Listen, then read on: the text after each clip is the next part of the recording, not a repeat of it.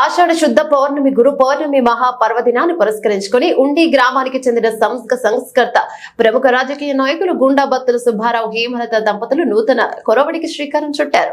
స్థానిక main centre లోని శ్రీరామ క్షేత్రంలో కొలువుదీరియున్న శ్రీరామచంద్రుడి భార్య సాక్షాత్ లక్ష్మీదేవి అయిన సీతమ్మ తల్లికి ఆదివారం ఆషాఢం సారను అందించారు.